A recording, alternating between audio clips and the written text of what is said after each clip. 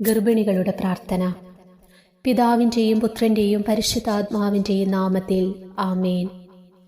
മനുഷ്യനെ പുരുഷനും സ്ത്രീയുമായി സൃഷ്ടിക്കുകയും പുരുഷന് പിതൃത്വവും സ്ത്രീക്ക് മാതൃത്വവും നൽകുകയും ചെയ്ത ദൈവമേ, എന്നെ ഒരു മാതാവാക്കി ഉയർത്തിയതിന് അങ്ങയോട് ഞാൻ നന്ദി പറയുന്നു.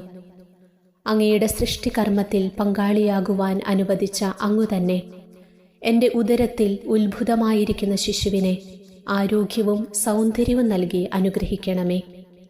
ആശയും ആശങ്കയും മാറി മാറി വരികയും ഞാൻ ബലഹീനയായി ഭവിക്കുകയും ചെയ്തുകൊണ്ടിരിക്കുന്ന ഈ ഘട്ടത്തിൽ അങ്ങയുടെ ദിവ്യ സാന്നിധ്യത്താലും ചൈതന്യത്താലും എന്നെ ധൈര്യവതിയാക്കണമേ.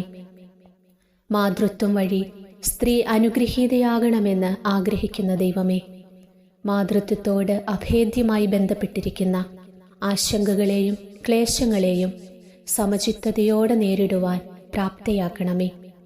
വേദന സഹിച്ചുകൊണ്ടാണെങ്കിലും ഒരു കുഞ്ഞിൻ്റെ മുഖം കണ്ട് സന്തോഷിക്കുവാൻ സാധിക്കുമെന്ന പ്രതീക്ഷയിൽ എന്നെ നയിക്കണമേ.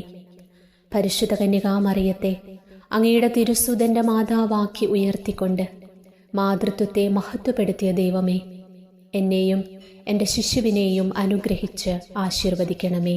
ആമേൻ. ദൈവമാതാവായ കന്യാമറിയമേ, എനിക്ക് വേണ്ടി പ്രാർത്ഥിക്കണമേ. മാതാക്കളുടെ മധ്യസ്ഥനായ വിശുദ്ധ ജെറാർദേ, എനിക്ക് വേണ്ടി പ്രാർത്ഥിക്കണമേ. ഗർഭിണികൾക്ക് ദിവസവും ചൊല്ലി പ്രാർത്ഥിക്കാൻ പറ്റിയ ഏതാനും തിരുവചനങ്ങൾ കൂടി ഞാൻ പറഞ്ഞു തരാം.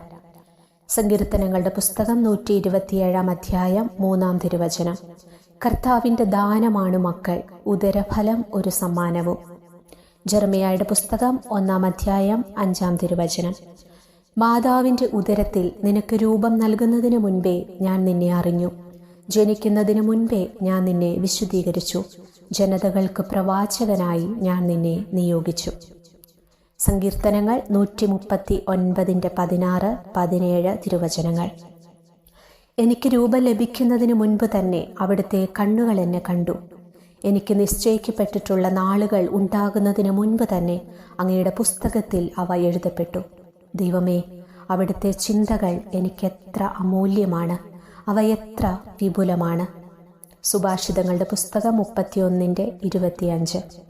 അവൾ കഴിവും അന്തസ്സും അണിയുന്നു, ഭാവിയെ നോക്കി പുഞ്ചിരിക്കുന്നു. ഈ വചനങ്ങളൊക്കെ ഗർഭിണികളായിട്ടുള്ള മക്കൾ ഇടയ്ക്കിടയ്ക്ക് ഉരുവിട്ട് പ്രാർത്ഥിക്കുന്നതും ഒത്തിരി നല്ലതാണ്.